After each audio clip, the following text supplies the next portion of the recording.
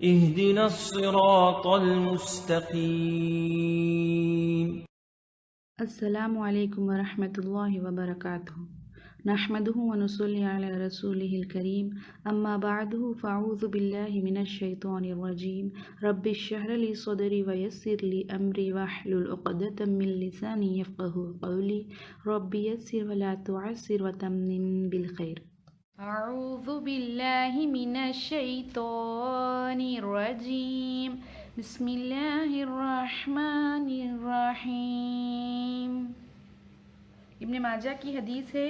हज़रत अबू ज़र रज़ियल्लाहु ताला अन्हु फरमाते हैं कि नबी करीम सल्लल्लाहु अलैहि वसल्लम ने मुझसे इरशाद फरमाया, अबू ज़र, अगर तुम सुबह जाकर एक आयत कलाम अल्लाह शरीफ की सीख लो तो नवाफिल की 100 रकात से अफजल है, और अगर एक बाब इल्म का सीख लो, ख्वाह वो इस वक्त का अमल हो या ना हो, मसलन तयम्मुम के मसाइल, तो 1000 रकात नवाफिल पढ़ने से बेहतर है।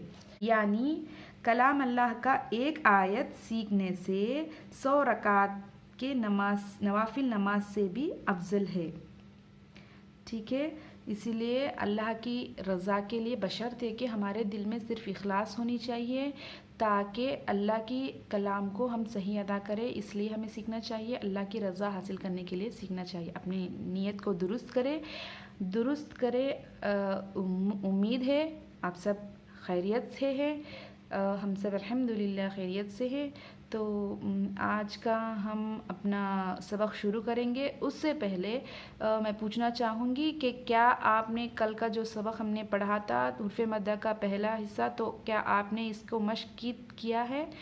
मश्क कीजिए, अगर नहीं किया है तो कीजिए, क्योंकि जितना हम मश्क करेंगे उतना हमारे ज़बान में कलाम इलाही पढ़ते वक्त शनाख्त होगा, साफ़ लफ्ज़ों में पढ़ सकेंगे। ठीक है, उम्मीद करती हूँ कि आपने अच्छे से याद किया होगा सबक।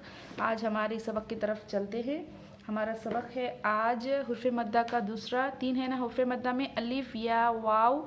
तो आज हम पढ़ेंगे या साकिन का। ठीक है, तो क्या है दूसरा हुर्फ़े मद्दा में? या जिस पर जज़म हो और जिससे पहले ज़ेर हो। तो यहाँ पहला सवाल आता है, जज़म क्या होती है? जज़म, ये देखिए, ये निशान दिख रहा है ना, इसको जज़म कहते हैं, ये इसको। ठीक है, तो उसको जज़म कहते हैं। जब भी कोई हर्फ पे जज़म आता है तो हमें इसको अकेले नहीं पढ़ सकते। समझो, ये अकेला, इसका अकेले का कोई मोल नहीं, मतलब इसको कुछ हम पढ़ नहीं सकते। इसको ज़रूर से ज़रूर उसके पिछले वाले हुर्फ से मिलाकर पढ़ना रहता है। ठीक है, इसके पिछले वाला हुर्फ जो भी है उससे मिलाकर पढ़ना रहता है। तो बच्चों को समझाइए, बड़े तो आसानी से समझ जाते हैं कि जज़म क्या है। बच्चों को समझाइए कि जब भी उसके ऊपर ये वाला निशान आता है तो हमको उसके पिछले वाले हुर्फ से मिलाकर पढ़े। ठीक है, तो हम यहाँ कैसे पढ़ेंगे? ये जज़म आया है या के ऊपर, तो हमज़ा या ज़ेर ई। ठीक है, तो मैंने इसको इंग्लिश में भी लिखा हुआ है, उर्दू ज़बान ही है लेकिन इंग्लिश में लिखा हुआ है। तो या देखिए, या जिस पर जज़म हो और जिससे पहले ज़ेर हो। मिसाल के तौर पे बा या ज़ेर बी। थोड़ा खींचना चाहिए क्योंकि ये हुर्फ़े मद्दा है। ठीक है, हुर्फ़े मद्दा में क्या करना चाहिए? हमें थोड़ा खींच कर पढ़ना चाहिए। ठीक है, तो हम चलते हैं सबक की तरफ। मेरे साथ आप भी पढ़िए ताकि आपकी शनाख्त हो जाए। हमज़ा या ज़ेर ई। यहाँ पे क्या होता? ज़ेर की आवाज़ ई है, ई। इसके साउंड पे नहीं जाइए, इस ई है, अल्फ़ाबेट ई है।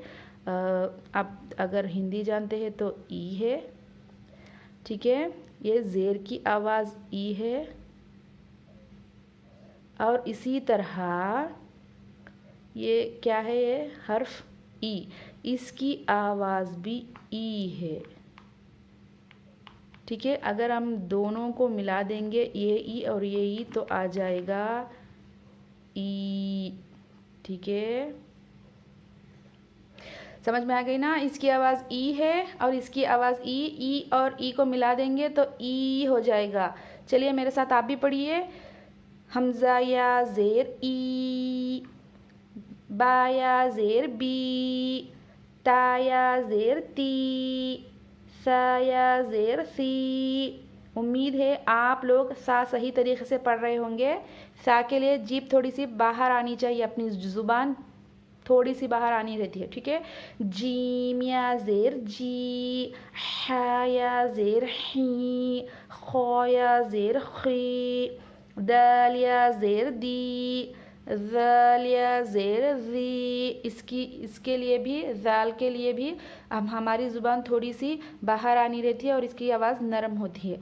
रौ या ज़ेर री, यहाँ पे देखो रॉ पे ज़ेर है इसलिए आपको इसको बारीक पढ़ना है। हम रॉ मोटा पढ़ते हैं लेकिन रॉ या ज़ेर री नहीं पढ़ते, रॉ या ज़ेर री बारीक आवाज़ निकालना रहता है, ठीक है। इसका फ़ायदा आपको इंशाल्लाह आगे तख्तियों में आएगा, ठीक है, जब हम तफसील से बात करेंगे इसके बारे में।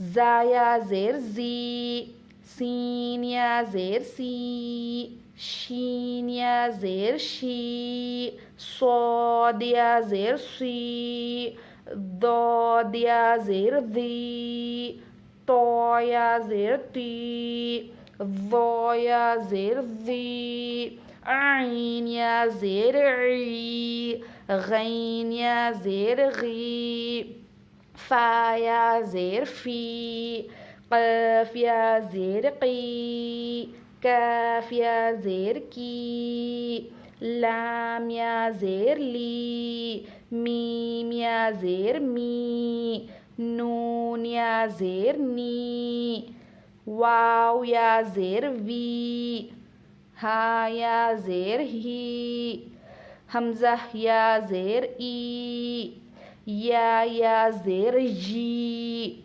हमज़ा या ज़ेर ई होता है, या ज़ेर ई नहीं होता, या ज़ेर यी थोड़ा ज़ोर देना पड़ता है, या ज़ेर यी।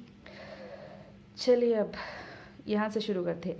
दाल या ज़ेर दी, नून या ज़ेर नी, दीनी, दोनों को खींचना है, दो भी हुर्फ़े मद्दा है। दीनी, दीनी, फ़ा या ज़ेर फ़ी, हा ज़ेर ही, फ़ी ही। ये जल्दी पढ़ना, क्या है ये बोलो, हरकत।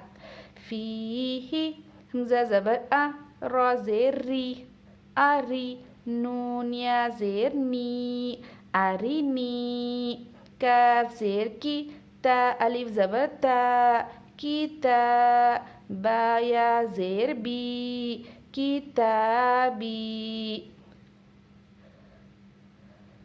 हमज़ा पेश उ, जीम या ज़ेर जी, उजी, बा पेश बु, उजीबु,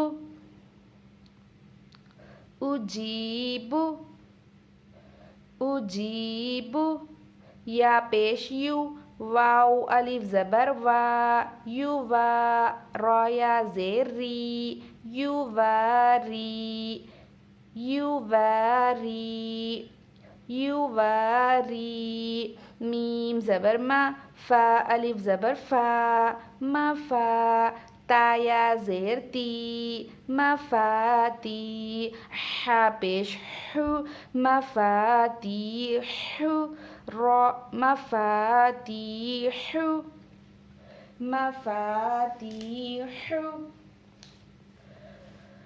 रौ अलिफ ज़बर रौ, ज़ा ज़ेर ज़ी, रौज़ी, क़ाफ या ज़ेर क़ी, रौज़िक़ी, नून ज़बर ना, रौज़िक़ीना।